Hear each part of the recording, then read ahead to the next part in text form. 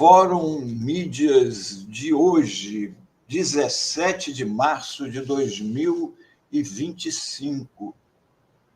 Isso aqui é uma charge do Chris Vector. E usei como ilustração aqui para abrir Vamos comentar aqui sobre a participação dos Estados Unidos no golpe ou não no golpe. Os Estados Unidos, afinal, impediram o golpe. Os nossos militares iriam dar o golpe e não deram porque os Estados Unidos não deixaram. Qual a participação efetiva dos Estados Unidos nisso? Muita gente fala, tem muito... E eu fiz aqui peguei alguns fatos, para fazer uma ligação entre os dois, as nossas Forças Armadas, os Estados Unidos, para que você que está aqui nos assistindo forme a sua opinião sobre, afinal de contas, as Forças Armadas queriam ir ao golpe e não foram porque receberam um puxão de orelha dos Estados Unidos, ou eles foram empurrando com a barriga, esperando que o golpe chamasse diretamente. Vamos dar um apanhado geral nisso. Aqui é uma matéria do Financial Times que foi reproduzida na Folha. Os Estados Unidos fizeram campanha para defender o Brasil de possível golpe de Bolsonaro. Primeiro, aí é uma coisa que é uma opinião minha. O Biden ele tinha uma preocupação muito grande com a eleição brasileira em 2022, porque em 2024 tinha a eleição nos Estados Unidos e ele iria novamente disputar com o Trump. E o Trump tinha usado, teve a invasão do Capitólio, e o Trump tinha usado toda aquela conversa de que a eleição lá tinha sido roubada, que não sei o quê. Então, ele tinha muito medo que esse discurso do Bolsonaro aqui, de que se ele não ganhasse, era roubo e etc., acabasse influenciando lá também. E um golpe aqui acabasse influenciando também a eleição dos Estados Unidos. E eles queriam manter a liderança dos Estados Unidos aqui como uma liderança democrática, também para barrar a China comunista, não é? Que tem essa história, a influência da China hoje aqui, né? Em meio a ataques à democracia e ao sistema eleitoral, o governo Biden pressionou políticos e militares para respeitarem a eleição. O fato de a eleição não ter sido seriamente contestada é uma prova da força das instituições brasileiras. O objetivo do trabalho dos Estados Unidos foi reforçar duas mensagens consistentes para os generais brasileiros inquietos e os aliados próximos de Bolsonaro. O Washington tinha posição neutra quanto ao resultado da eleição, ou seja, o Biden não estava apoiando nem o Lula, nem o Bolsonaro, mas não toleraria qualquer tentativa de questionamento do processo de votação ou do resultado. Ou seja, ganhe um ou outro, para eles estaria tudo bem. O que não estaria bem era questionar o resultado, tentar um golpe. Alguns dias antes do anúncio da campanha, Bolsonaro redobrou o esforço para semear dúvidas em torno do processo eleitoral. Aquilo tudo que a gente sabe. Ele estava sugerindo que as urnas eletrônicas eram propensas a fraudes e etc. O Departamento de Estado emitiu um endosso incomum de votação dizendo que, logo depois, isso aqui aconteceu um dia após o Bolsonaro ter feito aquele convite a embaixadores de vários países, onde ele questionou as urnas brasileiras, motivo, aliás, pelo qual ele está inelegível, né? Então, curiosamente, ele chamou esses embaixadores, fez esse discurso colocando em dúvida o sistema de votação no Brasil, e no dia seguinte, o Departamento de Estado dos Estados Unidos emitiu um endosso incomum do sistema de votação brasileiro, dizendo que o sistema eleitoral brasileiro, de eficiência comprovada, e suas instituições democráticas servem de exemplo para países no hemisfério e no mundo. A declaração dos Estados Unidos foi muito importante, especialmente para os militares, diz um alto funcionário brasileiro. Eles, os militares, recebem equipamento dos Estados Unidos e fazem treinamento nesse país, de modo que ter boas relações com os Estados Unidos é muito importante para os militares brasileiros. A declaração foi um antídoto contra uma intervenção militar. Uma semana mais tarde, o secretário de Defesa Lloyd Austin usou uma visita a um encontro regional de ministros da Defesa em Brasília para enviar uma mensagem clara. Em resposta, além daquela mensagem, o governo Biden montou uma campanha diplomática cujo principal alvo foram justamente as Forças Armadas brasileiras, identificadas pelos Estados Unidos como ator-chave em um momento da fragilidade democrática no Brasil. A campanha para garantir que o resultado das eleições fosse aceito envolveu o Departamento de Estado, a CIA, a Casa Branca, o Senado e o Pentágono. Aí, no âmbito dessa iniciativa, a visita do secretário de Defesa, Lloyd Austin. No Brasil, o secretário dos Estados Unidos defende Forças Armadas sob gestão civil. Em discurso no Brasil, Lloyd Austin, secretário de Defesa dos Estados Unidos, afirmou que a democracia é o símbolo das Américas. Aqui, trechos do discurso do Austin, secretário de Defesa dos Estados Unidos. Aqui. Em nosso mundo entrelaçado, os desafios de segurança não param nas fronteiras. Nossos problemas comuns exigem ações comuns, desde a ajuda em catástrofes até a migração. E nossos desafios comuns exigem o que eu chamei de poder da parceria. Aí ele fala no final. Agora, a dissuasão confiável exige forças militares e de segurança que estejam prontas, capazes e sob firme controle civil. Sob firme controle civil. E exige ministérios da defesa que sirvam seus cidadãos com transparência e sem corrupção. Senhoras e senhores, sou grato pelo trabalho que vocês... Como disse o presidente Biden na Cúpula das Américas, é nosso dever mostrar ao nosso povo o poder que as democracias têm para oferecer quando trabalham em conjunto. Vamos investir em soluções regionais que aprofundem nossa segurança compartilhada. Trabalharemos juntos para construir instituições de defesa transparentes, eficazes e sob o comando de civis. Olha só, no discurso dele ele fala 2 vezes isso. Que é falando para secretários de defesa, militares daqui. Quer coisa mais clara do que isso? Não é? Uhum. Aí agora vamos ao outro lado. Ali nós vimos como é que os Estados Unidos envolveram CIA, Senado, todo mundo defendendo o nosso sistema eleitoral e defendendo o governo civil e que o resultado das eleições fosse respeitado. Agora vamos voltar um pouco na história a 2018. Muita gente não se lembra, ou se lembra, não liga os fatos. No dia 4 de abril ia ser votado no Supremo um pedido de habeas corpus que autorizaria a liberdade do presidente Lula e o direito dele disputar a eleição de 2018, porque ele não havia sido julgado ainda na segunda instância. O comandante do Exército, o general Vilas Boas, um dia antes, no seu perfil no Twitter, que hoje é a Rede X, publicou isso aqui, ó. Nessa situação que vive o Brasil, resta perguntar às instituições e ao povo quem realmente está pensando no bem do país e das gerações futuras e quem está preocupado apenas com interesses pessoais.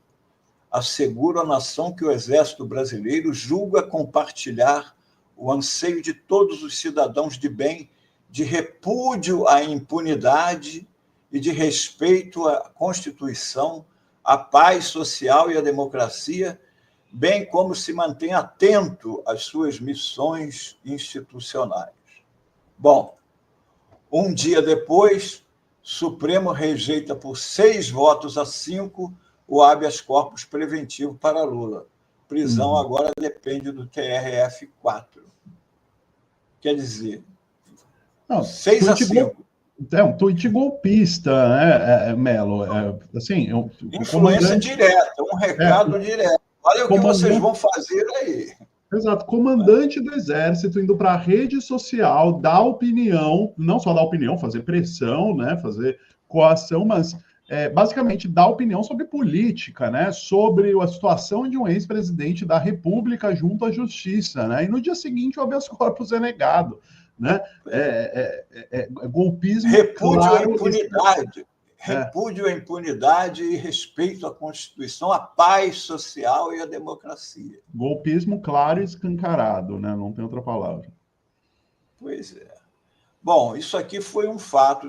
O Lula acabou não podendo concorrer também, e tudo, foi preso, tudo isso nós sabemos. Agora vamos para a história mais para diante, aí já pós-eleição de Lula em 2022. O Lula já é eleito presidente.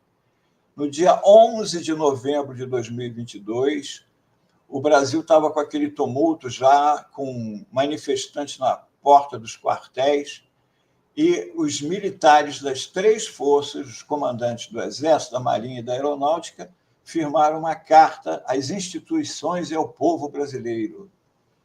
Aí, nessa carta, entre outras coisas, ele fala: a Constituição Federal estabelece os deveres e os direitos a serem observados por todos os brasileiros e que devem ser assegurados pelas instituições, especialmente no que tange à livre manifestação do pensamento, à liberdade de reunião pacificamente e à liberdade de locomoção no território nacional. Ele estava, na verdade, isso daqui foi para o que entenderam todos os que estavam nos acampamentos, que eles liberaram. Podem ficar no acampamento, que ninguém vai poder tirar vocês daqui, porque a Constituição garante. Como se alguma vez fosse permitido que as pessoas acampassem na frente de quartel. Não é? Tenta parar lá hoje e fazer um acampamento lá com meia dúzia de pessoas. Não dá, né? Então, aqui, assim, isso ainda é a carta deles. Assim, são condenáveis tanto eventuais restrições a direitos por parte dos agentes públicos, ou seja, não podem interferir nisso, nas manifestações populares pacíficas, quanto eventuais excessos cometidos em manifestações e etc. Ou seja, ele defendia que podem manifestar desde que estejam pacificamente. E aqui a assinatura deles pelo primado da legalidade, legitimidade e estabilidade. E aqui, depois disso, o que aconteceu? Nós tivemos, depois disso, no dia 12 de dezembro, no dia da diplomação do presidente Lula, nós tivemos aquele ataque à Polícia Federal. As pessoas promoveram um tremendo tumulto em Brasília. Até uma reportagem da Fórum mostrou que, em primeira mão, que havia gente de dentro do acampamento golpista insuflando aquilo. No dia 24 de dezembro, houve a prisão de uma pessoa que tinha colocado uma bomba num caminhão-tanque que iria explodir no aeroporto de Brasília na véspera do Natal. Imagina a confusão que isso causaria. E essa pessoa disse que pegou todo o material para a bomba e a instrução e tudo, onde? Lá no acampamento, em frente ao QG do Exército. E aí veio o 8 de janeiro. quando o 8 de janeiro, que era a última esperança dos golpistas, que era que o presidente Lula caísse na arapuca de decretar GLO e colocar o poder na mão dos militares, como não fez isso, surpreendidos foram pela atitude do presidente Lula de nomear, do ministro Dino nomear o Capelli como interventor em Brasília, e foram os dois para prender as pessoas que estavam acampadas em frente ao QG do Exército. E todos se lembram daquilo que aconteceu. Simplesmente, o comandante do batalhão, lá do Exército, botou o canhão apontado para as forças. Disse que ninguém ia tirar os acampados dali. Segundo Ricardo Capelli, o comandante Dutra, ele disse que, se o interventor decidisse entrar no acampamento e realizar as prisões já naquela noite, haveria um banho de sangue. Um banho de sangue, general, por quê? Você está me dizendo que o Exército Brasileiro está protegendo manifestantes armados dentro do setor militar urbano? A jogada do Capelli foi inteligente, porque por que haveria um banho de sangue? É porque o general sabia que aquelas pessoas estavam armadas? E se elas estavam armadas, por que elas havia sido permitido que elas ficassem armadas ali? Ou então, o que o general estava dizendo? Quem iria combater as forças? Questionou o interventor. A alegação do general Dutra era de que não havia iluminação adequada para uma operação daquela natureza. Veja bem, não havia iluminação adequada. Com Júlio César de Arruda, então comandante do Exército, o impasse foi mais tenso. O general Arruda me recebeu e perguntou: o senhor vai entrar aqui com homens armados sem a minha autorização? Disse Capelli em trecho do documentário. Aí ele vira para o coronel Fábio Augusto, ex-comandante da PM do Distrito Federal, e fala, o general Arruda: eu tenho um pouquinho mais de homens armados que o senhor, né, coronel? Ou seja, o Exército descumpriu uma ordem do presidente da República, o general descumpriu uma ordem do presidente da República, e com aquilo acabou se negociando que só iria prender as pessoas na manhã do dia seguinte. E eles puderam tirar de lá muita gente, né? A gente lembra que, inclusive, a esposa do general Vilas Boas tem fotos dela lá nas manifestações. Eu não trouxe todas essas coisas, porque são detalhes que, se a gente for colocando, fica uma coisa imensa. Mas eles estavam lá dentro. Essas coisas são fatos cruciais, alimentando o golpe, né? Dali sair a bomba para ser colocada no caminhão. É? E Mello, essas declarações aí que o Capelli faz, né, sobre essas conversas com o comandante do Exército, né, nessa operação, são gravíssimas, né, essas revelações, porque elas mostram que o Exército não só não queria que o interventor colocasse as tropas da Polícia Militar para entrar, né, para tirar as pessoas dos acampamentos, como deixou claro que o Exército resistiria se houvesse essa entrada da Polícia Militar.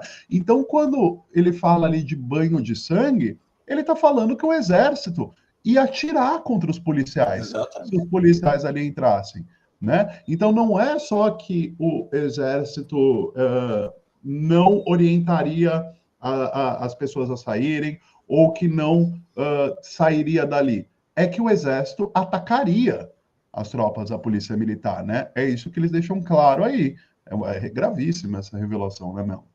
Pois é. E aí, nisso, bom, o comandante do Exército acabou sendo trocado, ele saiu, né? Agora, ele saiu, e aí agora vamos voltar no tempo, a 2014.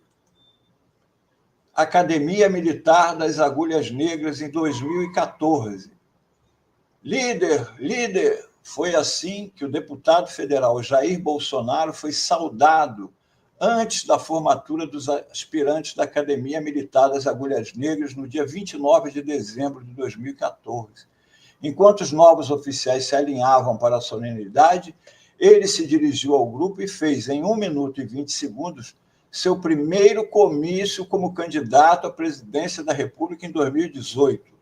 Ovacionado pela turma, ele disse que alguns vão morrer pelo caminho, mas que está disposto a, seja o que Deus quiser, a jogar o Brasil para a direita daqui a 4 anos. Mas o Ministério Público Militar quer silenciar os aplausos. O órgão abriu investigação para apurar normas violadas pelo discurso do parlamentar.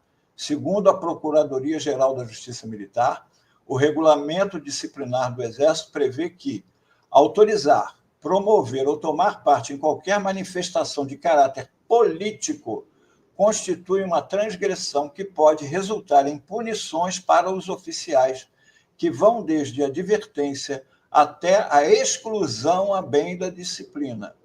O vídeo será analisado pelo órgão.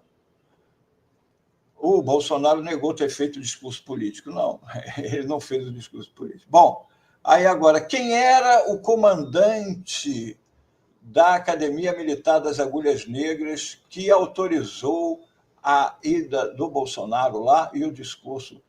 O atual comandante do Exército, o general Paiva. Ele era o comandante naquela época. E esse mesmo general Paiva, 3 dias antes de ser chamado pelo presidente Lula para substituir o outro general, aquele que não permitiu que tirassem os golpistas de frente do quartel, em conversa reservada com subordinados no Comando Militar do Sudeste, Paiva destacou que não há elementos legais para contestar o resultado da eleição e alegar fraude, mas ponderou que essa sensação de irregularidade ficou, porque a eleição foi apertada. No mesmo discurso, revelado pelo podcast Roteirices, ele fez críticas a Jair Bolsonaro e acusou o presidente de tentar instrumentalizar as Forças Armadas. Aí, palavras do general Paiva. A gente participou da comissão de fiscalização da eleição. Não aconteceu nada, não teve nada. Tanto que teve um relatório do Ministério da Defesa que foi emitido que fala que não foi encontrado nada daquilo que foi visto. Olha que coisa estranha, que frase estranha. Não foi encontrado nada daquilo que foi visto. Agora, o processo possivelmente pode ter falhas que têm de ser apuradas, falhas graves, mas não dá para falar com certeza que houve irregularidades. Infelizmente, foi o resultado que para a maioria de nós, foi indesejado, mas aconteceu. Ou seja, segundo o atual comandante do Exército, a vitória do presidente Lula era o resultado indesejável para a imensa maioria da tropa. Se eles eram a favor do golpe ou não, se foram apenas os que estão indiciados até o momento, ou se o comandante lá do quartel, que no dia 8 peitou, também não tem que ser julgado, isso daí nós vamos ver para frente com desdobramento. Mas será que são só esses militares aí que estão arrolados, que se envolveram no golpe? Será que se os Estados Unidos não tivessem sido tão veementes na defesa de um governo civil, o golpe não teria acontecido no peito e na raça? Aí fica para reflexão de todo mundo. Este foi o Fórum Mídias de hoje. Boa, Melo, muito bom. Boas lembranças aí para a gente contextualizar esse momento depois de mais uma manifestação pedindo anistia aos golpistas, né? Justamente no mês que marca, inclusive, o aniversário do golpe militar de 64, né? Estamos em março. e a gente trouxe até aqui no Fórum Café as notícias sobre o planejamento que clubes militares estão fazendo, como fazem todo ano, né, de comemorar o golpe, que eles chamam de revolução, enfim, mas muito importante. O Fórum Mídias de sexta-feira foi sobre isso, o cardápio macabro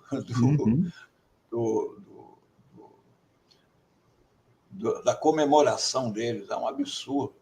Agora, os pobres, como o Azenha, voltando aqui, ele comentou, e é verdade, eles estão usando agora aqueles manifestantes lá do 8 de janeiro, que foram usados como boi de piranha no 8 de janeiro, estão sendo usados agora como escudo. Na verdade, eles dizem que estão preocupados com aquela velhinha ou com a moça do batom, mas eles estão querendo livrar a pele deles, porque, como mostrou a PL da anistia, cobre desde o dia da eleição até o dia da promulgação da lei. Então, vamos passar um pano em tudo aquilo que aconteceu e anistiar todo mundo para pacificar o país. Alguém acredita que isso daí vai pacificar o país? Pelo amor de Deus. Num texto recente, viu, Melo, eu lembrei que, por exemplo, o Juscelino Kubitschek ele foi alvo de 2 tentativas de golpe por parte dos militares, né? 2 revoltas. Na primeira, ele anistiou, na segunda, ele relutou um pouco, mas acabou forçado, por pressão dos militares, a anistiar Jacareacanga e Aragarças, as 2 grandes revoltas, em que eles, inclusive, planejavam jogar avião contra o Palácio do Catete, onde estava o Juscelino, antes da mudança para Brasília. E ele foi forçado e anistiou. Então, não dá para ter anistia de novo, gente, porque nós temos um histórico de anistiar militares do golpistas que só funcionou para que eles dessem novos golpes. Então, não tem como. E para continuar comemorando a gloriosa data de 31 de março. Primeiro, que é mentira, que foi 1º de abril. E segundo, é um desserviço à história do Brasil. Não foi nenhuma gloriosa. Eles pegaram as armas do Estado para usar contra o Estado. Isso desde quando é uma atitude gloriosa? Não tem nada de gloriosa. Gente, até amanhã. Este foi o Fórum Mídias de hoje. Abraço em todos.